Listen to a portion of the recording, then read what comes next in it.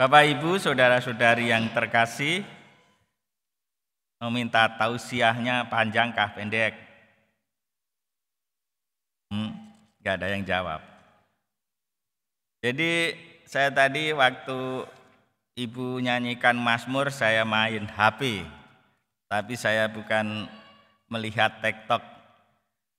Ibu-ibu, saya terkesan oleh pengumpulan kolekte yang dilakukan oleh Yudas Makabe dan para prajuritnya, terkumpul 2000 dirham perak. Berapa itu? Banyak sekali. Jadi 1 dirham pada zaman itu adalah gaji sehari seorang militer. 2000 dirham berarti gaji 2000 hari seorang militer. Kalau dirham sekarang, kemarin itu saya dikasih teman orang Arab 50 dirham. Saya tukarkan di sana Taman Anggrek, itu dapat 400.000. Berarti 1 dirham kalau sekarang ya orang Arab itu ada 8.000 rupiah. Jadi tadi kita mendengarkan dari sabda Tuhan dari 2 Makabe 12:43 sampai 45. Itulah dasar mengapa Gereja Katolik mendoakan orang-orang yang sudah meninggal, baik itu orang Katolik maupun yang beragama lain. Kita doakan bersama dalam misa kudus. Awalnya dari mana? Awalnya adalah praktek kudus, praktek penghormatan dan mengenangkan orang-orang yang meninggal. Yang tercatat dalam kitab suci Perjanjian Lama itu ada 2. Yang pertama dari kitab Ayub bab 1 ayat 5. Ayub yang sudah kaya dihancurkan oleh setan kekayaannya sampai semua anaknya meninggal. Nah, disitulah Ayub berdoa kepada Tuhan dengan keyakinan bahwa anaknya ini meninggal tidak dengan sempurna. Karena mereka ada yang mabuk, ada yang habis dansa, ada yang macam-macam, akhirnya meninggal. Nah, oleh karena itu Ayub berdoa dan mempersembahkan korban silih untuk dosa-dosa anaknya. Itu praktek doa untuk orang-orang yang meninggal. Kemudian tadi dalam bacaan pertama dari kitab Makabe, sekitar 200-300 tahun sebelum Masehi, sebelum Yesus. Ini pasti Yudas Makabe itu dari kelompok Farisi. Karena dalam waktu Yesus ada 2 partai yang kuat, Saduki dan Farisi. Saduki itu tidak percaya akan kebangkitan badan, kehidupan kekal. Ya, kita bisa mengingat waktu para Saduki bertanya pada Yesus, kalau ada seorang ibu diperistri oleh 7 laki-laki, kakak beradik, karena di dalam tradisi Yahudi itu ada namanya nikah leverat. Itu adik dari kakak yang meninggal, abang, ya. Itu adiknya yang laki-laki harus menikahi kakak iparnya. Itu diwajibkan. Nah, maka kalau kita dalam kitab suci ada peristiwa Onan itu. Onan itu kakaknya meninggal. Kemudian menurut hukum Leverat, Onan harus menikahi iparnya. Maka dia tidak mau. Sorry deh, kenapa harus melangsungkan keturunan kakak saya kan juga laki-laki. Tetapi dia ya katakanlah maaf ya bersetubuh dengan kakak iparnya, tetapi tidak ingin mempunyai anak dari perkawinan kedua dengan iparnya itu. Maka dia melakukan istilah moralnya onani. Dari situlah istilah onani itu dari onan. Nah, jadi kitab suci itu kalau dihubungkan dengan kesehatan, dengan moral, banyak yang ada hubungannya. Nah, waktu 7 orang laki-laki kakak beradik itu menikahi seorang ibu, kemudian orang Saduki bertanya pada Yesus, Tuhan nanti kalau di surga siapa yang menjadi suami dari ibu ini? Karena 7 orang ini sudah nikah dengan ibu ini. Siapa Bapak Ibu yang menjadi suami ibu ini di surga? Siapa? 7 orang itu. Gak ada yang tahu ya. Orang Katolik gak pernah baca kitab suci ya. Nanti masuk neraka sudah. Tidak tahu menjawab itu. Apalagi karismatik malas baca doa, akhirnya ikut aliran sono sini yang tidak jelas. Ya. Tidak ada yang jadi suaminya ibu ini, karena Tuhan Yesus menjawab, kalian tidak tahu kitab suci. Nah, persis seperti kita ini, Anda ini tidak tahu kitab suci, dimarahi oleh Tuhan Yesus itu. Ya. Tidak ada yang jadi suaminya ibu ini, karena di surga tidak ada yang kawin dan dikawinkan. Jadi bapak-bapak maaf ya, nanti kalau mati jangan cita-cita nanti saya kalau mati akan dijemput oleh bidadari-bidadari. Itu adalah pikiran yang setengah sinting. Ya, biarlah istri saya sudah tua tidak laku di surga, nanti cari bidadari-bidadari. Omong kosong, tidak ada. Karena orang yang di surga semua Tuhan Yesus bilang menjadi anak-anak Allah seperti para malaikat. Roh itu tidak kawin, tidak nikah, tidak bisa kawin. Punya pikiran, punya kehendak, tetapi tidak bisa melakukan suatu tindakan. Roh, ya, itu bedanya dengan kita. Meskipun sudah rambutnya putih semua, masih bersemangat. Ya, masih ada kehendak, ada keinginan, ingin nikah lagi, gitu kan? Ya bapak-bapak ya, ya ibu-ibu nggak usah saya singgung, bapak-bapak aja. Nah, oleh karena itu dari kitab suci inilah tradisi itu berkembang. Dari Yakub, dari Makabe ini dari aliran yang waktu zaman Yesus disebut Farisi. Orang yang percaya akan kebangkitan kehidupan kekal. Karena orang Saduki ini dia tidak percaya, tidak menggunakan kitab suci Alkitab itu secara penuh. Mereka hanya percaya pada hukum Taurat. Orang Katolik punya hukum Taurat tidak, Bapak Ibu? Gak ada yang jawab, gak tahu ya. Punya atau tidak, hanya jawabnya hanya itu. Kalau punya ya punya, kalau tidak ya tidak. Diem aja. Itu makanya masuk neraka gara-gara itu. Kita orang Katolik punya persis apa yang dimiliki oleh orang Yahudi dalam Alkitab. Alkitab kita itu ada hukum Taurat, yaitu apa? 5 kitab Musa. Dalam Alkitab dari Kejadian sampai Bilangan, Ulangan, itulah kitab Taurat, hukum Taurat. Jadi kita punya persis. Ya.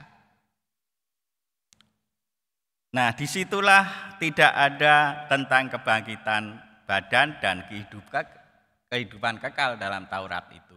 Maka orang-orang Saduki, keturunan dari Imam Sadok ini, tidak percaya akan kebangkitan badan, kehidupan kekal. Mereka pokoknya hidup secara baik agar hidup di dunia ini bahagia. Nanti kalau ke surga atau neraka itu adalah takdir ilahi. Benar atau tidak Bapak Ibu? Masuk surga atau neraka itu takdir Tuhan. Benar atau tidak? Ada yang benar, ada yang tidak. Ya memang benar, tapi tidak juga. Tuhan tidak menakdirkan orang masuk neraka. Kita diciptakan dalam kitab Kejadian itu serupa, secitra dengan wajah Allah. Berarti apa? Kita diciptakan dalam kesucian seperti Allah, lalu tujuan Allah supaya kita itu hidup bahagia dan abadi. Itu tujuan ciptaan Allah. Tetapi karena manusia itu, Adam diwakili oleh Adam Hawa itu, kalau saya hanya kata Adam, kok kita terus Romo yang berdosa. Itu ibu-ibu nggak pernah berdosa. Maka saya katakan Adam dan Hawa. Itu tidak setia kepada Allah, kepada Tuhan, maka mereka jatuh dalam dosa, mereka pro setan, kong kali kong dengan setan, melawan Allah. Jatuhlah mereka dalam dosa, sehingga manusia tidak abadi dan mereka mewarisi dosa-dosa Adam sampai sekarang. Saya pernah ujian saya dulu kan belajar mafia di Italia itu lama toh, bertahun-tahun, 7 tahun. Saya ditanya pada profesor itu, dogma itu. Hei, Antonius, Widodo, kamu tahu enggak apa artinya pengaruh dosa asal, dosa Adam kepada kita manusia ini? Waduh, saya tahu itu, pokoknya mereka tidak setia kepada Allah, profesor. Iya, istilahnya apa itu? Dalam bahasa Latin. Waduh, lupa juga profesor. Mereka profesornya menjelaskan. Namanya kecenderungan jahat. Concupiscentia, bahasa Latinnya itu. Kecenderungan jahat. Maka semua orang ini kan punya kecenderungan jahat toh. Prodiakon punya kecenderungan jahat enggak? Kalau lihat ibu-ibu cantik. Nah, itu makanya kita dosa. Maka dosa itu tetap berlangsung sampai dunia itu selesai, dosa tetap ada. Karena di setiap kita itu ada kecenderungan jahat.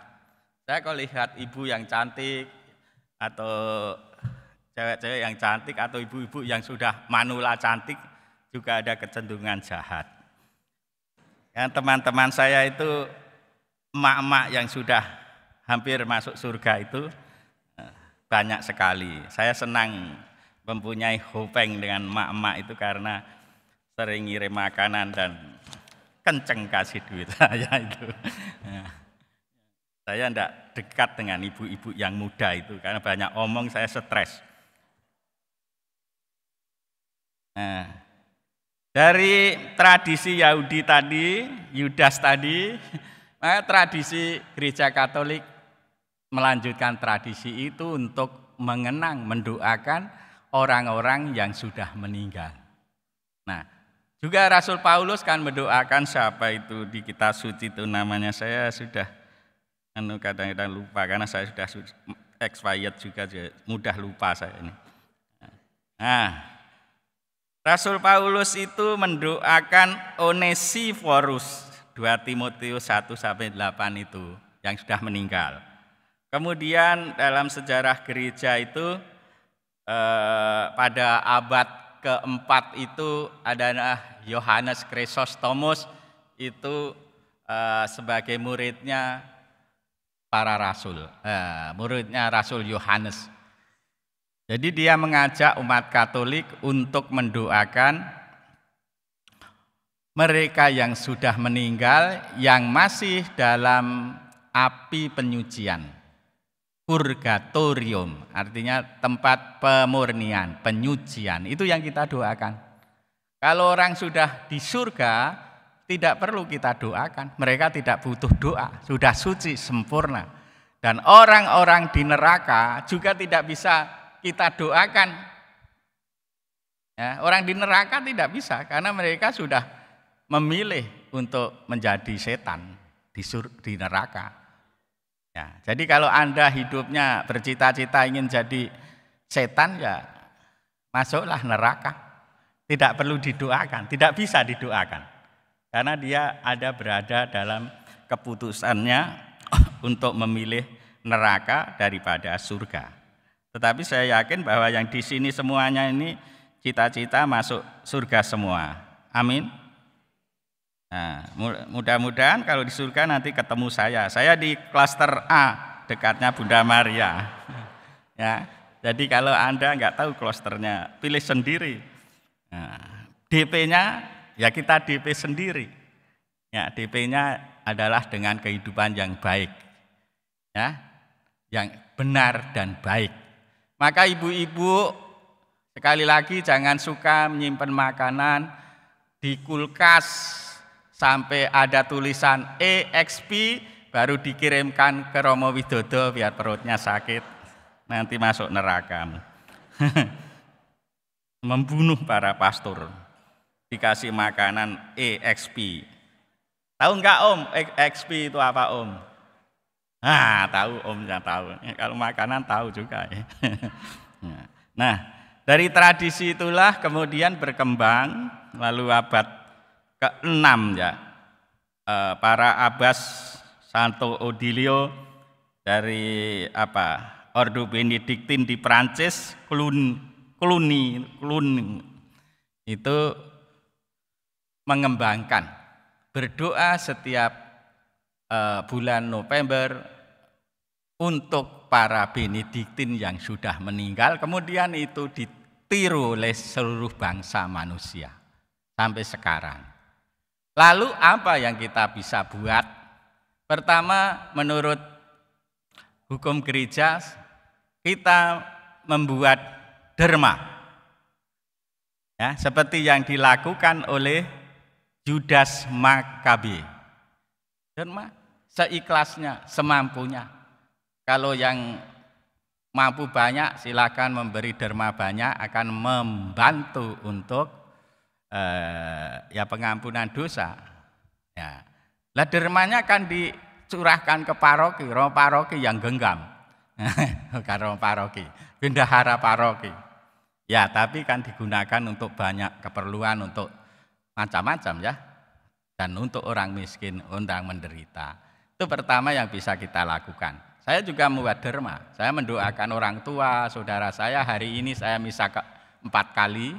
Ini yang kedua, nanti jam 3 di Patra, jam 7 di Maisonet sana dengan Perduki.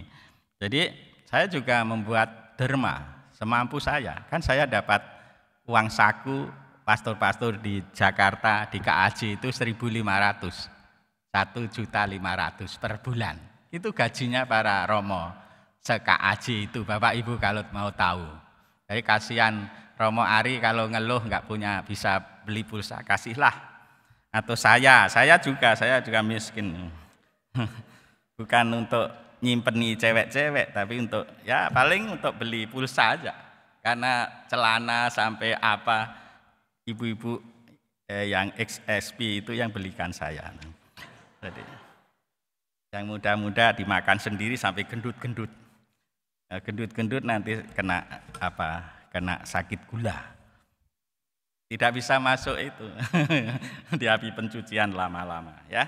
Jadi tradisinya pertama berderma. Ya, itu kan ada derma atau intensi itu kan ada derma. Yang kedua adalah kita membuat indulgensi. Indulgensi itu niat-niat baik. Doa-doa untuk mereka yang sudah meninggal. Namanya indulgensi, mohon pengampunan diri kita untuk mereka yang kita doakan juga. Lalu yang ketiga adalah pelaksanaan dari pertobatan kita. dinamakan apa itu kalau ngaku dosa itu? Penitensi. Nah, penitensi itu bisa kita lakukan dengan apa saja, berdoa, berpuasa. Oh Romo, saya mau doa rosario sekuat mungkin setiap hari. Ya bagus. Ya. Ada yang kemarin bulan rosario, doa rosarionya bolong-bolong karena malas. Nah, kalau bolong-bolong karena malas itu dicatat di neraka, buku merah. Nah, itu bolong. Kalau doa rosarionya terus rajin dicatat di buku kehidupan. Ya, kitab Wahyu mengatakan itu. Ya, di kitab kehidupan, rosario yang biasa itu loh. Mohon keselamatan bagi orang-orang yang kita doakan. Itu saja beberapa renungan yang saya sampaikan, semoga tetap diingat dan tidak segera dilupakan.